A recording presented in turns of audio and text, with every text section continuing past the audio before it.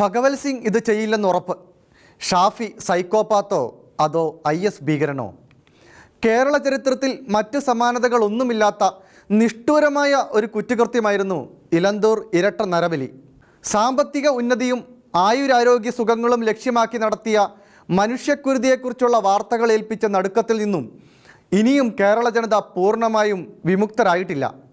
വളരെ കാര്യക്ഷമമായി കേരള പോലീസ് അന്വേഷിച്ച ഈ കേസിൻ്റെ റിമാൻഡ് റിപ്പോർട്ട് പുറത്തു വരുമ്പോഴും കേസിലെ നിഗൂഢതകളും ഉത്തരം കിട്ടാത്ത ചോദ്യങ്ങളും അവസാനിക്കുന്നുമില്ല.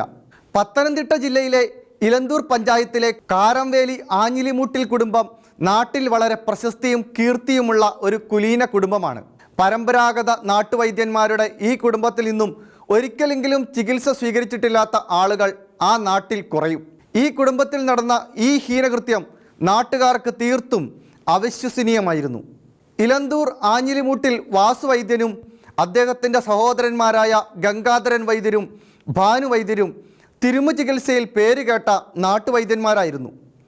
അവരുടെ ഇളയ സഹോദരൻ പവിത്രൻ സ്വാത്വികനായ ഒരു മനുഷ്യനും മികച്ച ഒരു അധ്യാപകനും ആണ്. കോൺഗ്രസ് പ്രവർത്തകനായിരുന്ന പവിത്രൻ സാറിൻ്റെ ഭാര്യ പഞ്ചായത്ത് മെമ്പറായി സേവനമനുഷ്ഠിച്ച പൊതുപ്രവർത്തകയുമായിരുന്നു. വാസുവൈദ്യന് ശേഷം ആഞ്ഞിലിമൂട്ടിൽ കുടുംബത്തിൽ തിരുമു ചികിത്സയുടെ പാരമ്പര്യം തുടർന്നു പോന്നിരുന്നത് പുത്രൻ ഭഗവത് സിംഗ്. അദ്ദേഹം സൗമ്യനും നാട്ടുകാരുടെ സ്നേഹാദരങ്ങൾ പിടിച്ചുപറ്റിയ വ്യക്തിത്വത്തിന് ഉടമയുമായിരുന്നു. SNDP കാരംവേലി ശാഖാംഗം, കമ്മ്യൂണിസ്റ്റ് പാർട്ടിയുടെ സജീവ പ്രവർത്തകൻ, നാട്ടിൽ ആർക്കും സമീപസ്ഥനായ മികച്ച ചികിത്സകൻ, ജാപ്പനീസ് പാരമ്പര്യത്തിലുള്ള ഹൈക്കു കവിതകളെ സ്നേഹിക്കുകയും മലയാളത്തിൽ അത്തരം കവിതകൾ രചിക്കുകയും പ്രചരിപ്പിക്കുകയും ചെയ്ത സഹൃദയൻ എന്നീ നിലകളിലെല്ലാം അദ്ദേഹം തൻ്റേതായ വ്യക്തിമുദ്ര പതിപ്പിച്ചു. തൻ്റെ 68-ാം വയസ്സിലും സോഷ്യൽ മീഡിയയിൽ വലിയ ഒരു സുഹൃത്ത് വലയം സ്വന്തമായുള്ള ഭഗവത് സിംഗിൻ്റെ ജീവിതം താളം തെറ്റിച്ചത് സോഷ്യൽ മീഡിയയിൽ പതിയിരുന്നു കൊണ്ട് മുഹമ്മദ് ഷാഫി എന്ന കൊടും ക്രിമിനൽ ഒരുക്കിയ സൈബർ കെണിയായിരുന്നു. ഏകദേശം 3 വർഷങ്ങൾക്ക് മുമ്പ് സോഷ്യൽ മീഡിയയിലൂടെ സൗഹൃദത്തിലായ ശ്രീദേവി എന്ന പ്രൊഫൈൽ ഭഗവത് സിംഗിൻ്റെ ജീവിതത്തെ വളരെയേറെ സ്വാധീനിച്ചു. ഈ പ്രൊഫൈൽ നിയന്ത്രിച്ചിരുന്നത് മുഹമ്മദ് ഷാഫി എന്ന ലൈംഗിക വൈകൃതമുള്ള ഒരു സൈക്കോ ക്രിമിനലായിരുന്നു. അത് ഭഗവത് സിംഗ് അറിഞ്ഞിരുന്നതേയില്ല. ഭക്തിയും ജ്യോതിഷവും കവിതകളുമൊക്കെയായി ജീവിതം ആസ്വദിച്ച് ജീവിക്കുകയായിരുന്ന ഭഗവത് സിംഗിൻ്റെ ബലഹീനതകൾ ശരിക്കും ചൂഷണം ചെയ്ത് അദ്ദേഹത്തിൻ്റെ വിശ്വാസമാർജിക്കുവാനും കുടുംബ പ്രശ്നങ്ങൾ മനസ്സിലാക്കുവാനും ശ്രീദേവി എന്ന പ്രൊഫൈൽ നിയന്ത്രിച്ചിരുന്ന ഷാഫിക്ക് അതിവേഗം സാധിച്ചു. കുടുംബത്തിൽ വന്നു ഭവിച്ചിട്ടുള്ള ശാപദോഷങ്ങൾ മാറ്റാനും അതുവഴി സാമ്പത്തിക അഭിവൃദ്ധിയും ആയുസ്സും ആരോഗ്യവും വർദ്ധിപ്പിക്കുവാനും പ്രത്യേക മാന്ത്രിക വിധികൾ കൊണ്ടും ആഭിചാര ക്രിയകൾ കൊണ്ടും സാധിക്കുമെന്ന് ഭഗവത് സിംഗിനെ വിശ്വസിപ്പിച്ച മുഹമ്മദ് ഷാഫി ഇത്തരം കർമ്മങ്ങൾ ചെയ്യാൻ വിദഗ്ധനായ ഒരു സിദ്ധനെ പരിചയപ്പെടുത്തി തരാം എന്ന് ശ്രീദേവി എന്ന വ്യാജ പ്രൊഫൈലിലൂടെ വാഗ്ദാനം ചെയ്യുകയും സിദ്ധനായി സ്വയം അഭിനയിച്ചുകൊണ്ട് ഭഗവത് സിംഗിൻ്റെ ഭവനത്തിലെത്തി അവിടെ സ്വാധീനമുറപ്പിക്കുകയും ചെയ്തു. ഭവനത്തിലെ പ്രശ്നങ്ങൾക്കെല്ലാം പരിഹാരം നരബലിയാണ് എന്ന് ഭഗവത് സിംഗിനെയും ഭാര്യയെയും നേരിട്ടും ശ്രീദേവി എന്ന പ്രൊഫൈലിലൂടെയും പറഞ്ഞ് വിശ്വസിപ്പിക്കുന്നതിൽ മുഹമ്മദ് ഷാഫി പൂർണ്ണമായും വിജയിച്ചു. അതിൻ്റെ ഫലമായാണ് തെരുവിൽ ലോട്ടറി വിറ്റ് ഉപജീവനം കഴിച്ചു പോന്നിരുന്ന സ്ത്രീകളായ റോസ്ലിനും പത്മയും ആഞ്ഞിലിമൂട്ടിൽ തറവാടിൻ്റെ അകത്തളങ്ങളിൽ വെച്ച് അതിദാരുണമായി കൊല്ലപ്പെടുകയും വെട്ടിനുറുക്കപ്പെടുകയും ചെയ്തത്.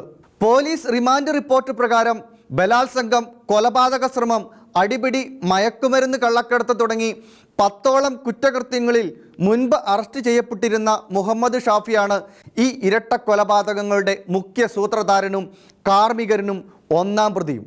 ഭഗവത് സിംഗും ഭാര്യയും യഥാക്രമം 2ഉം 3ഉം പ്രതികളായി കുറ്റം ചുമത്തപ്പെട്ടു. കുറ്റവാളികളെല്ലാവരും മാതൃകാപരമായി ശിക്ഷിക്കപ്പെടട്ടെ. ഇന്ത്യൻ ശിക്ഷാ നിയമം അനുശാസിക്കുന്ന ഏറ്റവും വലിയ ശിക്ഷ തന്നെ കുറ്റവാളികൾക്ക് ലഭിക്കട്ടെ. എന്നാൽ മുഹമ്മദ് ഷാഫി എന്ന മുഖ്യ സൂത്രധാരനെ ചൂഴ്ന്നു നിൽക്കുന്ന ദുരൂഹതകൾ ആഴത്തിൽ അന്വേഷിക്കുകയും അയാളുടെ യഥാർത്ഥ ലക്ഷ്യങ്ങൾ പുറത്തു കൊണ്ടുവരികയും ചെയ്യണം. ലൈംഗിക വൈകൃതമുള്ള വെറുമൊരു സൈക്കോപാത്തിൻ്റെ കുറ്റകൃത്യമായി ഇത് എഴുതിത്തള്ളപ്പെടരുത്. യഥാർത്ഥത്തിൽ മുഹമ്മദ് ഷാഫി ആരാണ്?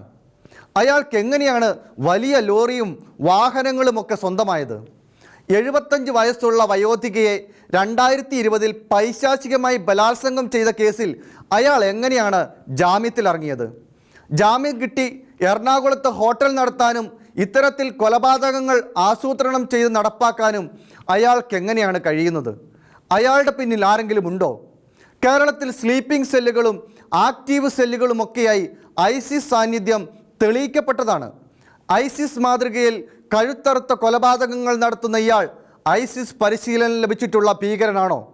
സംസ്ഥാനത്ത് നിന്നും കാണാതായ സ്ത്രീകളുടെ തിരോധാനങ്ങൾക്ക് പിന്നിൽ ഇയാൾക്ക് എന്തെങ്കിലും പങ്കുണ്ടോ?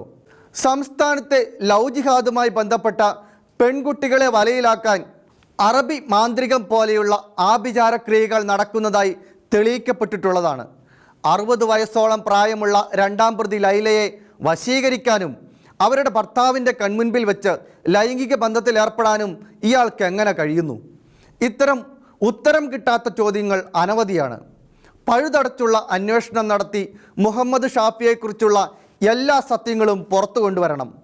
പൊളിറ്റിക്കൽ കറക്റ്റ്നെസ്സിൻ്റെയും ഇസ്ലാമോഫോബിയയുടെയും പേരുകൾ പറഞ്ഞ് ഈ കൊടും ഭീകരനെ തുറന്ന് കാട്ടപ്പെടാതിരിക്കരുത്.